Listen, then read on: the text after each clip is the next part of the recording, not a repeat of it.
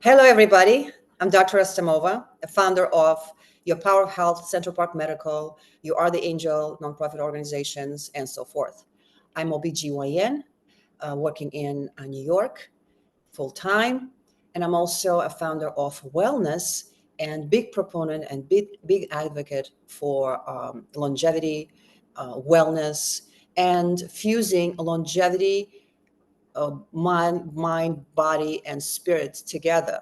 So not only the science of longevity, I'm merging it together with Eastern traditions and ancient traditions, and trying to create one big, beautiful amalgamation. And that is my program. And today we have our beautiful guest, Ana Herrera, she is the founder of Hormone University, and you could check her website, hormoneuniversity.com. She is the one who was on the leading edge from the very beginning in terms of the hormone replacement therapies and searching for natural ways of helping women through natural hormones, bioidentical hormones, or natural activators of your own hormones in your body by using natural ingredients. So we're going to talk to Anna today about youthfulness, about hormones, about longevity, about the health span and lifespan, about how can we stay young, healthy, beautiful, active, vital, longer. Right. Correct? Absolutely. Thank you so much, Dr. Shahnoz. It's such a pleasure to talk to you, to have this conversation. 80% of women go through hormonal imbalances, and that means the majority of the population really don't know what to do and get so confused about what to do. And as we all know, we want to have a better quality of life. So longevity, to me at least, it means having a much better quality of life for as long as possible. And what is very interesting for all of us is that if we think about how human beings have progressed, right? We used to live up to 31 years old in the 1800s. We now live on average 73 years old. So I would love to have this conversation with you, Shahnoz, as the expert on longevity. My thing is hormones and hormonal balance, but and that has a huge correlation, right, between longevity and hormones. But I really would love for you, Dr. Shahnoz, to share with us your wisdom, your expertise about how do we manage our day-to-day life. And if you were to give us a checklist, what are the things that we need to do from morning until night and on a weekly basis? So maybe we can start there. Yeah, we could start there, but before we start, I have a little comment about the lifespan of 32 years expanding to 70 to 75 years. And by the way, now it's expanded even more. The latest statistics is actually showing 88 years. So we're even growing, even living longer. But we're looking at 300, 200 years timeline. But if you look at the timeline, larger, bigger timeline, we say thousands of years, according to ancient scriptures. If that's the only statistics and the only facts, so to speak, from ancient scriptures, then you would see that lifespan was actually much longer than 100 years. In a Bible, for example, they say the human body has life guarantee warranty for 126 years. So meaning that if you really take care of your body, you can easily live vital life for that period of time. But you know, there in that case, if you ask why it happened, like what happened to us, why we lived longer and then we started living shorter and then we live longer, and it has a lot to do with environmental changes that happen, cyclical changes. It's not necessarily that created on purpose, or it just happens cyclically. Life happens here, and we had ice ages and we have so many other things that did change the landscape and did change the way we eat, the way we survive, and so forth. So by saying that, I'm trying to convey the idea that we designed to live longer, And we do have this also mental thing, knowing that, like, for example, if you look at the world records in, for example, in athletics, right? In any athletics, there's a specific set world record. And then if someone breaks it, then we start passing that world record. And then we take another. And yes, it takes a long time. But then next thing you know, this running 5K and finishing in a certain period of time was the record 50 years ago. And now almost anybody who is trained does that, not necessarily professional athletes. Okay. And pretty soon, whatever we have records today, world records established by today's athletes, maybe 100 years from now, it will be norm, because that's how we're also evolving. Okay. So all the main component here, as you see, mental, knowing that it's actually possible. We can actually do it, because the most common mentality is statistically 72 years. Okay, now it's 88 years. And we kind of program our subconscious saying that that's the timeline and this is how it is, but it's not. So if you say what is number one when you wake up in the morning, is this. We were just talking before we started our conversation about how the day going, and you said, I had my beautiful yoga. Amazing. You know, you took care of your blood flow and you took care of your peace in your mind. After this, I'm going to go paddleboarding. Amazing. This is what we need. Movements and happy feeling. It's very important, especially feeling optimistic. So there was a study on people who lived 100 years and longer, and they tried to establish what is the common denominator for these people. What is the driving force that allows them to live 100 years and longer? Is that food? Is that smoking, drinking? Is that having sex, not having sex? All these parameters.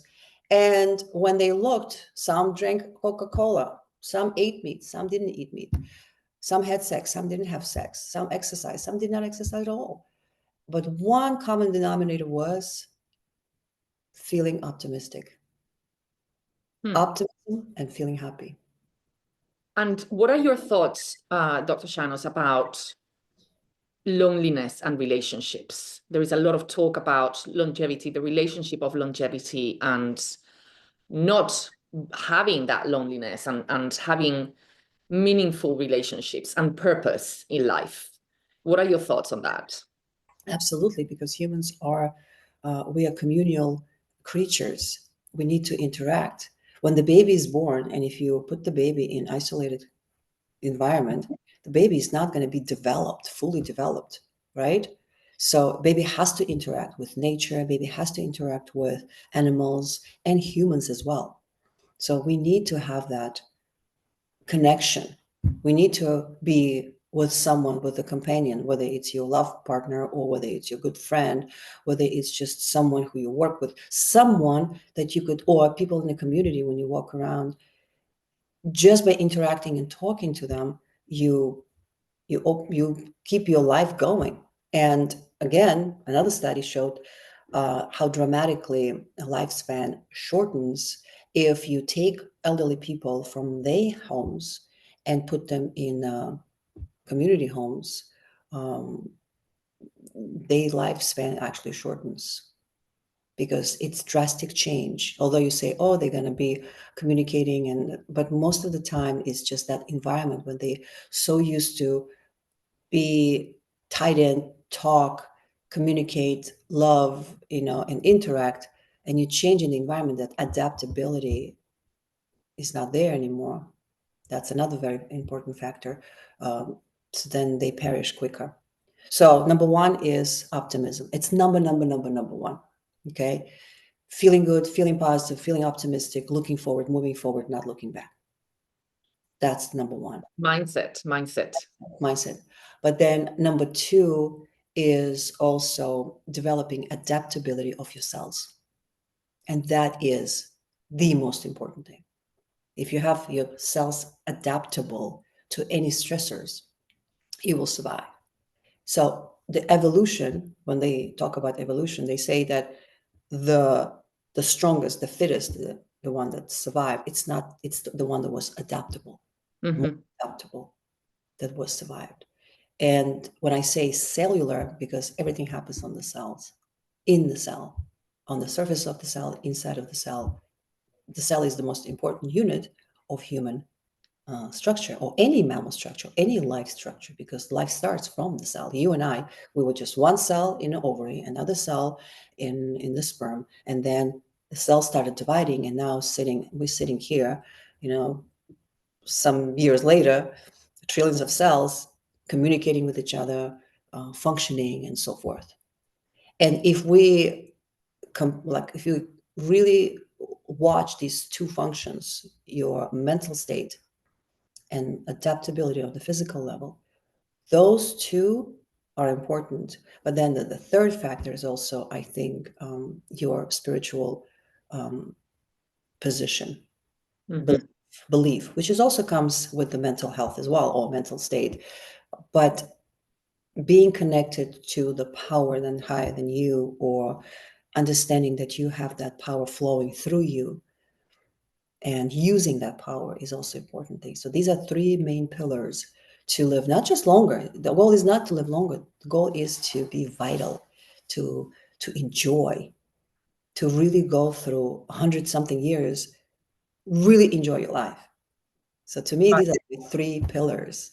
Quality of life, absolutely, absolutely. So we were talking about that holistic view of those three pillars.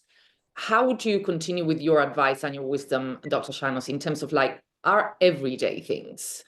What should we be thinking about also if, we're all thinking, oh my gosh, we don't want to get to menopause, right? I had surgical menopause, I had no other choice. But for those women who are at that stage where they know that relatively soon they're going to get to menopause, and therefore there is a decline of, as we know, progesterone, estrogen, testosterone, what are the things that you recommend for these women to delay as much as possible that process so that we can maintain those hormone levels as best as we can? So hormones, first of all, we should understand how important hormones are. Right. Hormones are our messenger systems. Hormones are keepers of life. That's what hormones are. And I'm not talking about just estrogen, progesterone. I'm talking about all the hormones that our body produces. And our estrogen and progesterone, testosterone also depends on the hormones that we produce in our brain, we produce in our thyroid, we produce in our adrenals. It's a beautiful orchestra between those and dance between those hormonal systems that we have, endocrine systems that we have in our body. So what important is with understanding the hormones and how to not delay, but at least to support. Because when you say menopause, except of course surgical, in case if everything is removed, but in the physiological states, even if you stop having your period, doesn't mean you stop producing your hormones. You still have specific tissues in your ovaries that still there producing those hormones. They are. It's just not enough for you to cycle. And the amount of estrogen start going lower and lower and lower and lower. And then by a certain age, you start producing almost none. So the idea is to delay and prolong that period after the menopause. Like when you just hit menopause or you're just starting your perimenopause or whatever, to prolong this period and allow your body to produce as much as possible and activate those centers, those pathways in your body, biochemical pathways that will continue production of estrogen, progesterone, and testosterone, and other hormones as well. Now, when we say perimenopause, automatically people think it's probably going to be around 45, 47. No, perimenopause, believe it or not, starts in your 30s. That's how early it starts. Important message here, very important message, because that's when we need to be conscious of it. And prevention is the new medicine, as you and I always mention, right? Prevention is the new medicine. And this is one of the reasons why we're doing this encounter together, and also why we're going to be doing a special and exciting panel in New York City, so that we transmit that message of what can you do to prevent already when you're in your 30s. So this is great. Yes. So why in our 30s? Because it's just the physiology. You and I and other girls, we were born with a certain amount of eggs. Right. Okay. Come to this world with a certain amount of eggs. And then we start menstruating. When you start menstruating, not necessarily you start ovulating immediately. You start probably ovulating in a couple of years into your menstrual life. So let's say you start menstruating age of 14, 15. I mean, ovulating. Yes, Ovulating. Yeah. 14, 15. If you started menstruating at age of 11, 12 or so. Then every time when you ovulate, the eggs that you brought to this life, you drop, you ovulate, that egg is gone. You don't make any eggs, right? So as you're going, imagine from age of 15 until age of 30, 35, this is when majority of us, majority of our ovarian reserve is getting depleted. And the reason is also survival. It's rooted in a deep survival mechanism back in the days when we used to live in the caves, and when we used to, like, even after caves period, during winter times, we would preserve and not to get pregnant. And then as we get older, we knew that the body would not survive. Body had to overcome more. So you had to preserve your vitality and not to ovulate anymore. You see, it's all about conserving energy. It's a survival mechanism. Right. It's a just physiology. So then at the age of 31, 32, for some people, it depends how much of hormones you brought in your basket, in your ovaries, from your eggs. Some people brought this much, some people brought a lot. So from the age of 32, 34, 35, this is when we start seeing changes. So between 30, like if you're a young girl, between age of 14 to 20, you probably ovulate 80% of the time. You don't even ovulate every month. That's also physiology. Okay. Then from 30 to 35, it's a gray zone when your ovulation rate from 80 drops down to 60, maybe 70, maybe 50. Depends on your ovarian reserve, what you brought to this world. And then after 35, it dramatically starts to go down. You see, again, your body is conserving your eggs, and at the same time, it's conserving your hormonal energy, hormonal potential, because it knows that even after you're done with the childbearing, you need to continue that function. You That's see? right. So that's why we say perimenopause starts in the 30s. After 35, like for some people, late 30s, for some people, even early 30s. Again, it depends on your lifestyle, depends on your genetics. There's so many other factors also play a role. But in general, the root, the physiology is laying into what is there is to preserve your function, hormonal function, the longer. Try to Right. keep it. Absolutely. Understanding this, now you know that your body is going through changes. You need to support that. And we're not saying you have to be on hormone replacement therapy.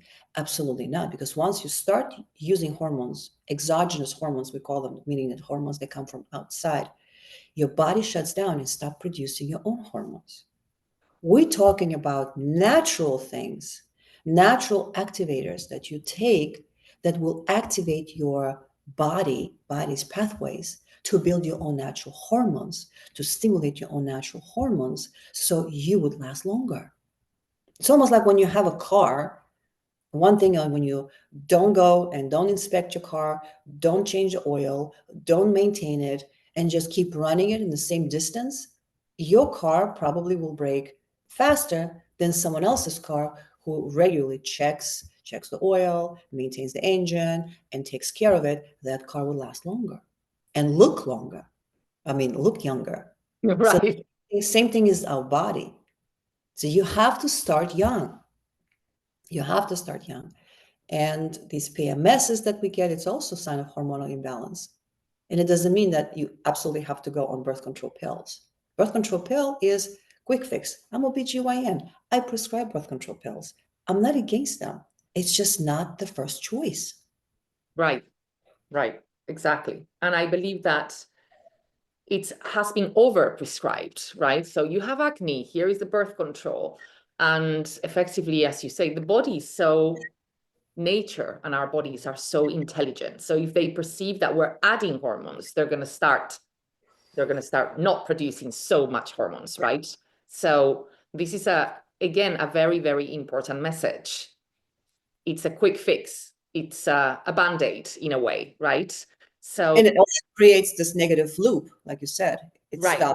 stops your production of hormones, correct? Exactly. And I read a relatively recent study from 2019 about the effects of birth control in your pituitary glands and the effects of inflammation there, which is mind-blowing to me, right? That just the birth control can do something like that.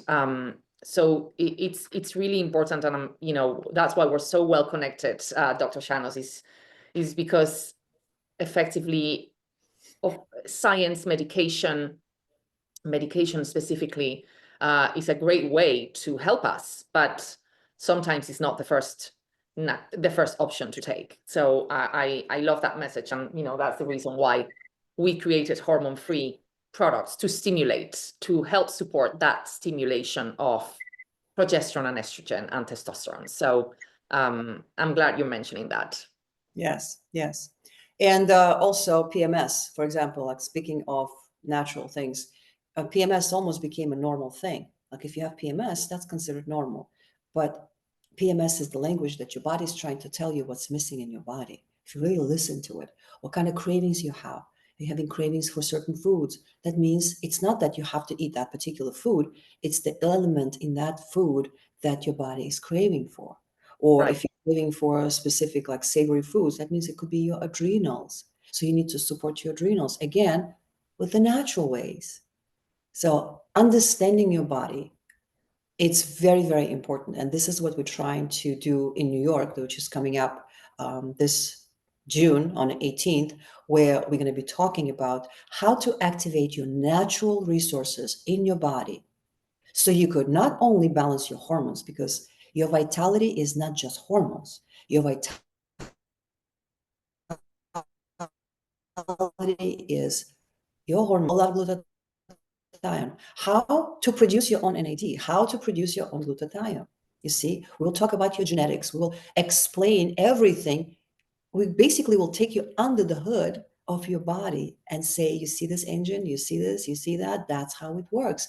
So it will make you not only educational, but it also will be, you will be educated consumer, meaning that you're not going to be just jumping on any cream or any vitamin or anything. You will have some knowledge. You will have this precision. Right. Instead of just blindfolded saying, I take my vitamins, I take care of myself. Are you really taking the right vitamins? Are you really taking or eating food according to your genetics? It's a much deeper conversation that needs to take place. And, even hormones, like when we talk about, not hormones, but let's say you take your magnesium, you're already stimulating your estrogen production. You're helping with progesterone, right? And you're taking your vitamin D, same thing. You're providing building material for your estrogen and testosterone and progesterone, correct? But besides that, what you do also by taking these vitamins go exactly on the specific genes and open it up. For example, my patient asks me, which magnesium is the best? It depends on your genetics. For some people, you must be on biglycinates. And for some people, you could be okay on other types of magnesium. Right. That's so interesting. And I have two further questions for you. Sorry. um, you started talking about genetics, and I don't think that there is enough focus on this these days. Of course, there are genetic testings, and people have used companies like 23andMe and so on, but I do believe that there is something where we need to look further into this and our predisposition according to our genetics. I mean, when we go to a normal doctor visit, they ask you like some basic questions, right? Anyone in your family has had cancer? What type of cancer? But that's like very, in a way, it stays in a superficial layer, right? So how do we go deeper? And Dr. Shahnoz, how do you go deeper into genetics, and how do you apply it to your practice? Yeah. So genetics, you can break down the genes. for many groups, different groups, and then use them accordingly, right? So let's say we have 25,000 genes in our body, and a specific group of genes are responsible for, let's say, work of your nervous system and your adrenals, for example. Another group is responsible for methylation process. Another Mm. group is responsible for, let's say, glutathione processing and glutathione synthesis, right? Mhm. So, Mhm. and then there's another group that is responsible if it gets mutated and activated or deactivated, depends on the gene, then specifically responsible for specific diseases. My theory is it's not the disease that we have to focus on, it's what process takes place in the cell during that mutation. Because Mm. disease is the end result. Mhm, mhm, mhm, mhm. How come we have BRCA test positive patients, high risk for not just ovarian, but breast, and also, even if you remove breast and ovaries, they still may develop peritoneal cancer. Like there's something going on with that gene. So it's disease is just the end result. What is happening in the cell when that particular gene gets activated? When it's mutated and gets activated, what happens? Another question also, why is that patients with BRCA, 80% of them, 80% of them are at risk of getting disease. And there's a 20% they not. What makes that 20% not to develop that disease? It's a process. It's a process that happens in the cell. Right, right. So we're looking in the wrong direction. That's my opinion. So we're going to be talking about this on the 18th of June in New York City, because this is something that most people are not even aware of. And they might think about genetic testing when they want to have a baby and they go to do IVF. But we need to have this in mind for every phase of our life. So again, we can focus on prevention rather than cure. And Dr. Shahnoz, my last question is, and I'm so excited, by the way, that we're going to be touching all of these points in depth with your knowledge and your wisdom and your experience. And that is a hormone that fascinates me, and it's cortisol, and what cortisol can do if we get cortisol poisoning, the inflammation that it can provoke, the consequences of cortisol poisoning, which unfortunately we are in this phase of life where most of us are constantly go under high levels of stress. So would you please explain a little bit more about Yes. what can we do and what happens in the body when we have cortisol poisoning? It's important to know what happens, and then you will decide what to do. So what happens in the body, cortisol, and I like how you said poisoning, because cortisol itself is not a bad hormone. We Absolutely. need cortisol. Cortisol is important for us to, when we wake up because of cortisol. Okay, it makes you wake up, it makes you open your eyes, it makes you to go and want to do things. So that's cortisol, and gives you energy.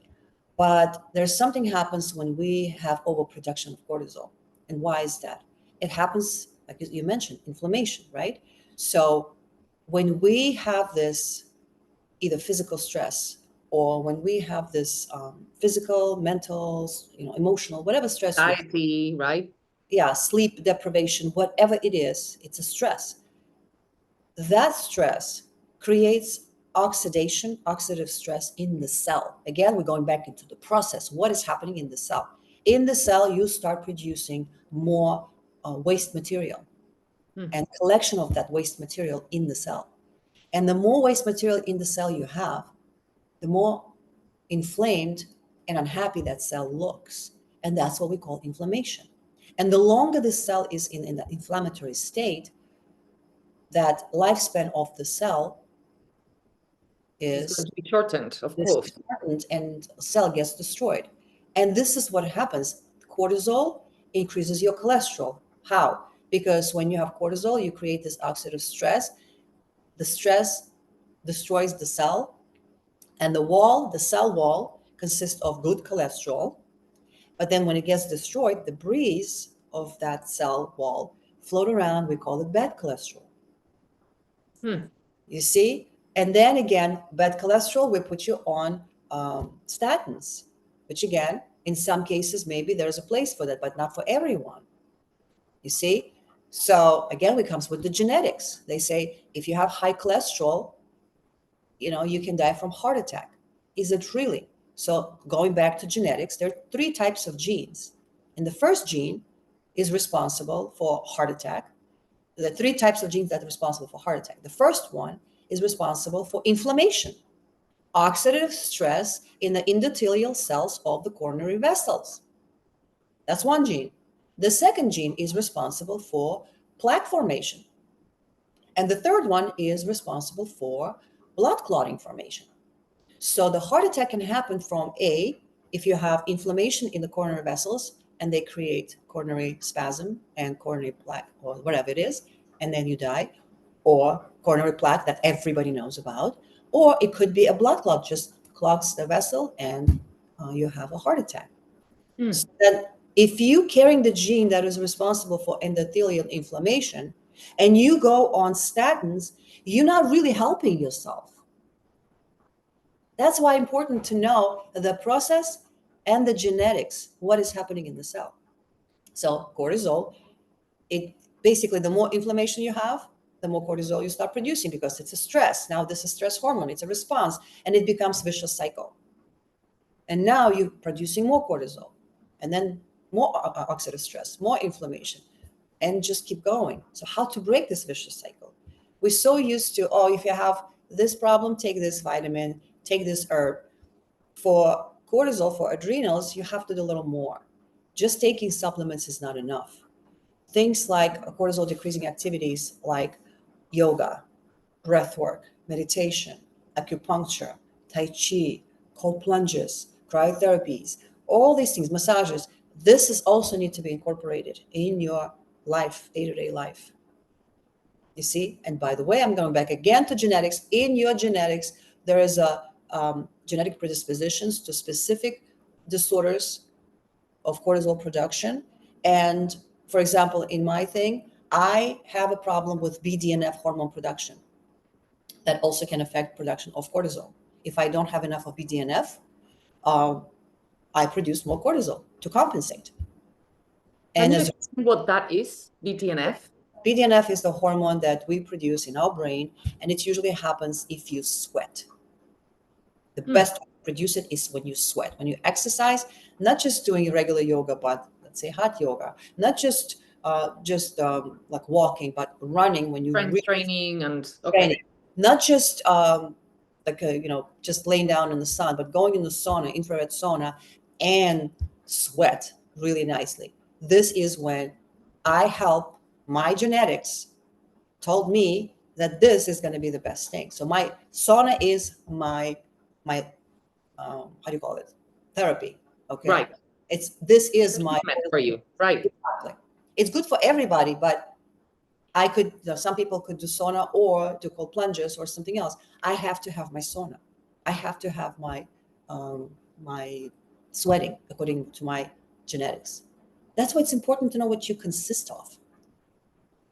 So you would know which buttons to push or not to push. I love that. I love that. And you mentioned these therapies and these lifestyle strategies, right? And I would love to add what you mentioned right at the beginning, and that's mindset is the filter on how we see life, how we see problems, and turning them into potentially an opportunity when we have something, a challenge, right? And we all go through that. We all go through issues and problems and stressful situations, and it's how you position that. I think that really helps to lower those cortisol levels and help yourself with that. And exercise is so important. Yeah, I have a comment about that. Every time when I check my patients' hormones and cortisol is elevated, which is very, very common problem, they go, what's cortisol? I say, well, we call it stress hormone. Oh, that's right. I go through my stress. I have so much stress. I got so much stress. And then I say, well, it's a fancy word, but translation is I'm reactive to external world too much. That's what it is. Just like you said, if something happens, how much of emotional response I'm giving. And every time when I have a lot of emotional response, this is when I produce a lot of cortisol. And things like yoga, exercise, and other things will help you to regulate that and not to have that much, but also the mindset to remember. Like Right. I always tell my patients, if you have this situation and you're reacting, just ask yourself, especially those who come with ovarian cyst and pelvic pain and this and that, and because of cortisol production, I tell them, just stop and ask yourself, is this situation really worth of your ovaries? Is this really worth of your vagina, your cervix, your ovaries, your thyroid, whatever it is it really worth? No. Move on. Are you really going to, all of us will die, and one day we will be in our bed, and we all going to go through what we've done in our life, what we had in our life. It's just everybody goes through this, right? Are you going to remember this moment when you're going to die, at the moment of you dying? Probably not, unless if it's really something bad, which Right. happen that often, fortunately, in our life. Most of the time, it's a little stupid things that makes us react and create this snowball effect. You're It's the absolutely right. ego. It's the ego too, right? Absolutely right. Yes. So that's why spirituality, whether it's religion, whether it's just believing in something, helps a lot when you start working on your spiritual self growth. You must include that in your in your therapy. And that's what my program is all about: your physical, your emotional, and your spiritual being. And that is the whole holistic approach to human body to This prevent. is brilliant, Dr. Shahnoz. We need more doctors like you. So, Well, there's a lot of doctors are coming out of this, and we're all realizing it. And I think the future is bright. excellent. Well, thank you so much, Dr. Shahnoz. I can't wait to do this in person. 18th of June, everyone. You will have a link with the invitation, and we look forward to seeing you there. Can't wait. Thank you, man. Thank you. Thank you, everybody. Bye.